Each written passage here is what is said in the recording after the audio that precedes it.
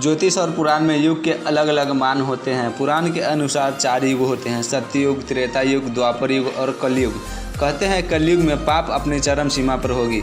वर्तमान में काली काल अर्थात कलयुग चल रहा है। ग्रंथों के हिसाब से देखा जाए तो कलयुग को लेकर कई ऐसी भविष्यवाणियाँ की गई है जिन पर विश्वास नहीं होगी, लेकिन जानकर हैरानी होगी कि यह बात इनमें से कई सारी भविष्यवाणियाँ सच होने वाली हैं। ये भविष्यवाणियाँ स्वयं भगवान श्री कृष्ण ने की थी, जो बिल्कुल सच साबित होता हुआ दिखाई दे रहा है। कलयुग का अंत कब और कैसे होगा, इसको लेकर पुराणों में भी और हमारे ग्रंथों में भी चर्चा की गई है।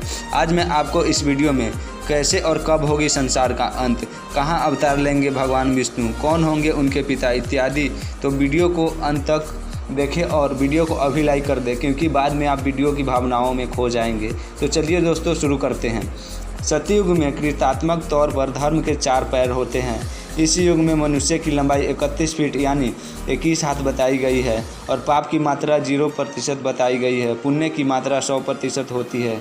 इस युग में राजा हरिश्चंद्र हुआ करते थे, जो सच्चाई के लिए अपने पूरे परिवार और अपनी जान भी लास्ट में दे दिए थे। जबकि त्रेता युग में धर्म के 3 पैर थे। मनुष्य की लंबाई 21 फीट यानी 14 हाथ की बताई गई है। इस युग में पाप की मात्रा 25% और पुण्य की मात्रा 75% होगी। इस युग में भगवान विष्णु श्री राम का अवतार हुआ था। पापी रावण का अंत करके सत्य की जीत दिलाई थी। द्वापर में धर्म के 2 पैर ही होंगे। इस युग में मनुष्य की लंबाई 11 फीट अथवा 7 हाथ हुई थी। इस युग में पाप की मात्रा 50% और पुण्य की मात्रा 50%, यानी आधे मनुष्य पापी थे और आधे मनुष्य पुण्य की काम करते थे। इसी युग में महाभारत की लड़ाई हुई थी, जो धर्म युद्ध थी। श्री कृष्ण ने धर्म की रक्षा की थी।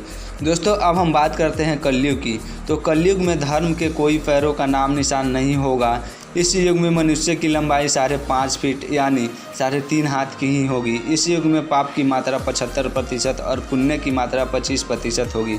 लेकिन वर्तमान में देखा जाए तो काली काल अपने चरम सीमा पर है। इसमें जो 25% पुण्य की बात की गई है वो भी कहीं नज़र नहीं आ रही।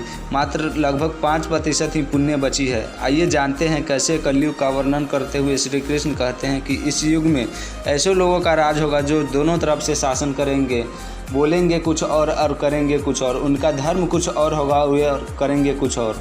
ऐसे ही लोगों का राज होगा कलयुग में। कलयुग के ऐसे लोग रहेंगे जो ज्ञानी और ध्यानी कहलाएंगे। वे ज्ञान की चर्चा करेंगे, लेकिन वे अंदर से राक्षसी आचरण के होंगे।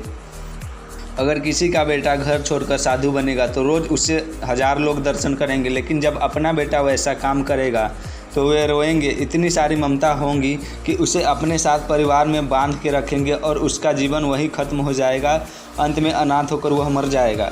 लड़के लड़की के विवाह में, उत्सव और महोत्सव में लाखों रुपये खर्च कर देंगे, लेकिन उसके पड़ोस में गरीब भूखा ही सोएगा, लेकिन वे पूछेंगे नहीं और उनका अपना भूखे ही मर जाएंगे। दूसरी ओर मौज मस्ती, पार्टी, सुंदरता में पैसे उड़ा देंगे, लेकिन किसी के आंसू पोंछने में रुचि नहीं होगी। कलयुग में मानव का मन नीचे गिरेगा, उसका जीवन पतित होगा। पुराणों में लिखा है कि जैसे जैसे कलयुग आगे बढ़ेगा, धर्म विरोधी लोगों का शासन होने लगेगा। ऐसे लोग होंगे जो जनता से झूठ बोलेंगे और उनका पेट भरेंगे। महर्षि व्यास जी के अनुसार कलयुग वर्ण और आश्रम से संबंधित प्रेम नष्ट हो जाएंगे। वेदों का पालन कोई नहीं करेगा। शिष्य गुरु की अधीन नहीं रहेंगे। कोई किसी कुल में पैदा क्यों न हो, लेकिन जो बलवान होगा वही सबका स्वामी होगा। कलयुग में थोड़े से धन होने पर मनुष्य में काफ़ी घमंड होगा। स्त्री बालों को ही अपनी सुंदरता मानेगी। उसके पास अथाह संपत्ति होगी, उसी के साथ जीवन निर्वाह करना शुरू करेगी। कलयुग में प्रजा बाढ़ और सूखे से हैरान रहेगी। हमेशा अकाल पड़ता रहेगा। सब लोग किसी न किसी क्लेश में घिरे रहेंगे। कलयुग की महिला पति और गुरु का पालन नहीं करेगी, हमेशा पर्दे से बाहर रहेगी और खाने वाली होगी। कलयुग में राजा प्रजा की रक्षा न करके बल्कि उससे कर के बहाने अपना धन संचय करेंगे। मनुष्य की आयु कम होती जाएगी। उस समय 5 से 10 साल की स्त्री और 10 से 12 साल के पुरुष से ही संतान की उत्पत्ति होने लगेगी। मनुष्य अपने आप को पंडित मानेंगे और बिना किसी वेद की पूजा करेंगे। उस समय पुत्र पिता और बहू सास को काम करने के लिए बोलेगी। पुराण के अनुसार स्त्री 5 साल के आयु में ही गर्भवती हो जाएगी। मनुष्य का युवावस्था खत्म हो जाएगा। आयु घटकर 15 से 20 वर्ष की हो जाएगी। जब काली काल बढ़ता जाएगा तब भगवान विष्णु कल्कि के रूप में धरती पर अवतार लेंगे, जो उनका 10वां अवतार होगा, और भगवान कलयुग का विनाश करके फिर से धर्मयुग यानी सतयुग का निर्माण करेंगे। तो दोस्तों आज के लिए इतना ही काफ़ी। अगर आपको इससे रिलेटेड कोई भी सलाह देना है तो आप हमारे डिस्क्रिप्शन में जाके इंस्टाग्राम का लिंक है, आप हमें अपनी राय भेज सकते हैं।